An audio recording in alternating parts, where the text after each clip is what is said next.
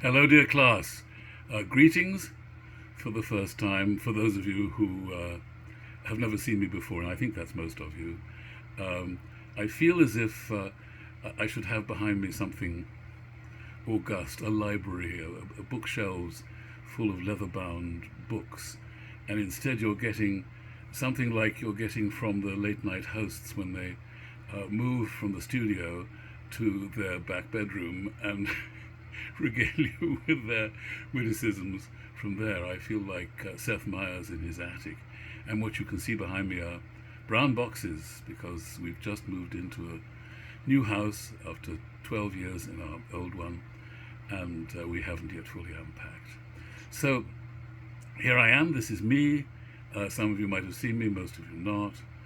You will be seeing my face a good deal more often, I'm afraid, if you tune into my videos, as I very much hope you will, because they will help you sort out the problems of my quizzes that I shall be sending you. You will have a quiz a week, and then there's a week in which you will be asked to write a little meditation about what we've been reading.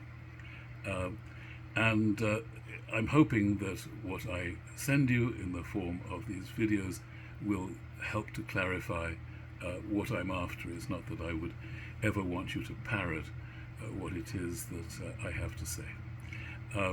So I hope you will see this face of mine more often. I'm hoping to see your face, each of your individual faces.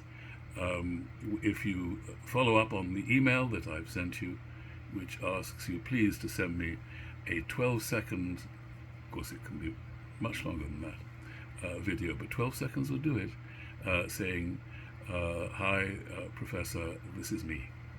And then I would know what you look like, I would love that. So this is to serve as an introductory talk relating to our course to come. Ideas of character in the Western literary tradition. Well, as you'll see from my email, I'm saying ideas of character will come to us automatically to contemplate, but it's the Western literary tradition that we have to concern ourselves with, and what on earth that might be, and why on earth, if it exists, it should matter to us. Even prior to that question is the question of what are we doing here? Why are you having to submit yourself to this topic? And the answer is more surprising than you might think. Obviously, the answer could be regulations, grades. You want to get out of college with a decent GPA, or just get out of college, the other end. And there are some things you have to do in order to do that, and this is one of them. But the larger question is, why are you doing any kind of a so-called humanities course at all? Well, this is not a part of the university as the university has always been. There have been universities of various kinds for a very long time, but it wasn't until the mid-19th century in England that somebody came up with a brilliant idea for creating an English degree, which had never existed. When Ben Jonson went to university and Will Shakespeare didn't, Ben Jonson didn't go to study English, certainly didn't go to study contemporary literature, God heavens forbid. But the Chartist movement is responsible for our being here. The Chartists, it was a suffrage movement to increase the vote. And of course those in power, rather like in the United States of America at this very moment, didn't necessarily want to increase to spread voting any wider than it already was. And somebody came up with the clever scheme which we call divide and rule, whereby they came up with the idea of an English degree. Let's create this thing called an English degree. And those who have it may vote. And those who don't belong to the plebs, as the Romans would say, the hoi polloi, as the Greeks would say. Those below the salt, as medieval people would say, because the salt was there in the middle of the table, and below the salt, further past, in the unsalted regions of the table, were the non-exalted people, guests at the meal. So The English degree was instituted to separate off those who might vote from those who should not. And then what was this English degree going to consist of? Of course, initially it consisted of the classics, to read some Latin literature, some Greek, and that's where Ben Jonson, apropos his university education and Shakespeare's lack of it, Ben Jonson complaining that Shakespeare had little Latin and less Greek, which he would have acquired a great deal more of if he'd gone to university. Nonetheless, Jonson recognized that Shakespeare was a greater playwright than he was, or than any university-educated writer. They didn't call them playwrights in those days, they called them poets. The word playwright didn't exist until the later 18th century, and then it was an insult. You were a mere playwright. Until then you'd been a poet, even though what you wrote sometimes were not poems but plays. So this humanities syllabus came into being with an emphasis on the classics, but also straying increasingly into contemporary literature, which had never, until the 20th century, been a part of what you studied at college, and I think it's open to question as to whether it should be even now. But I feel, although if you've read my email, you'll know that I feel a certain tender mockery, as I keep repeating, towards the canon, the collection of important books that belong to the so-called Western tradition, which seems to me deserves not a great deal more respect than any other tradition. But it's been given it because it's in the West that these courses have been founded.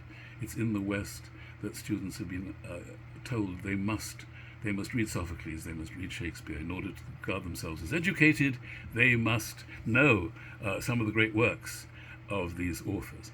So I feel, at least in the classic medical rule of do no harm, it may do you no harm under my instruction. Instruction is too strong a word. Under my general guidance, to read some of the landmarks in the Western literary tradition. And just as I think it would do you no harm, and do me no harm either, under the guidance of a competent scientist, to be better informed about quantum mechanics. These things perhaps should be a part of an education. And of course, whereas quantum mechanics may address the nature of the universe, what the landmarks of the Western literary tradition address is the nature of the moral universe, a different thing, a thing that we have constructed, we have found ourselves implicated in, questions of correct behavior, questions of ethics, questions of how men treat other men, and the very difficult questions that arise because of morality and politics, which we will see immediately as we embark on our first play, The Antigone, by Sophocles. So here we are, thanks to the Chartists, and thanks to the people who since then found that the university, far from being a place where people gathered solemnly to consider the great verities, that the university was increasingly a business. It needed money to build ever larger, telescopes, sports teams, sports arenas, dormitories. Whatever modern universities need had to be fed and funded, and so it became important to attract more students. And more students were to be attracted to the humanities by the presence of humanities celebrities on the faculty or as visiting firemen. And so in the 1950s, some famous authors were invited by Harvard to be in residence, to be present, to stroll around the Ivy League avenues and the walls and the corridors of the buildings and be sitting there in their office. They often found that was rather a problem. Nobody came to see them. They were very impressed that these famous writers were there, but they didn't necessarily want to approach them for any reason. So this meant that these people had to teach classes, and what should these classes be? And so unthinkingly, really, I would say, the people who run universities decided that they should be the things that would attract students, which is contemporary culture. And so we largely do not teach the Western Civ canon, as I mentioned in my email, which had been out of fashion because it was so peopled by the works of dead white men. Now we are, it seems, perhaps, are we bringing that class back? All I know is I teach what I'm asked to teach, and I enjoy that.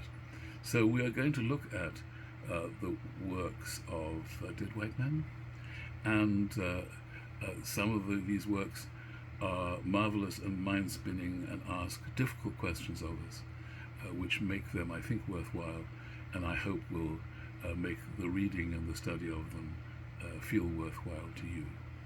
So we will, as we go along, consider what Western literary tradition means, what Western means. Does it mean starting with the Greeks?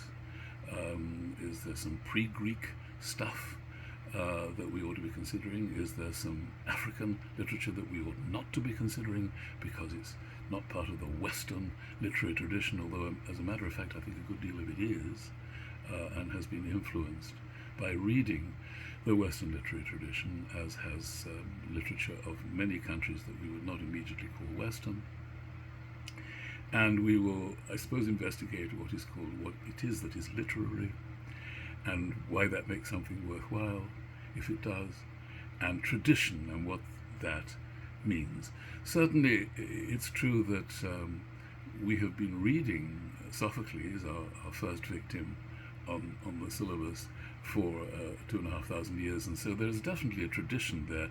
We have continued to feel his writing to be worthwhile. Above all, we have continued to stage his plays.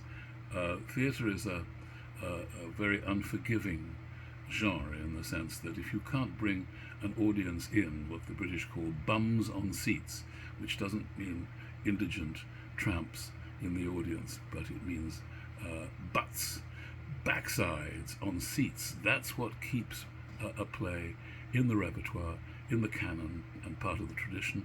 And Sophocles' plays, particularly the Antigone, which we're going to read, has never ceased entirely to be performed, and so we clearly look on it either as still worthwhile or, more crudely, as something we ought to go and see, much as is true, I suspect, of Shakespeare, and many authors read as a duty, understood to be a cultural duty that establishes you as more educated than those who do not practice this approach to culture. That's what these people are doing on our bookshelves, in our laps, or wherever we find them, in the movies even. So we shall be starting with Sophocles. I've asked you in my email, or the syllabus that I've sent you asks you to start reading in whatever translation you find. If it's unbearable, it seems really hopeless and stupid, try another translation. If it seems literate and intelligent, keep going. And at the end of not this coming week, but the week after, the first quiz will be winging your way to see whether you have indeed read it and what you've been thinking about this work by this celebrated author. I hope you enjoy it and are intrigued by it, even if you're not readers. Maybe you're all avid readers, but if you're not, I hope it isn't too dreadful an experience, and I very much look forward to hearing from you and discovering what you think of it all. So this has been my pleasure to say hello. This is me, Carrie Harrison, signing off in my bedroom full of boxes. maybe this will be more tidy and organized next time. Bye bye now.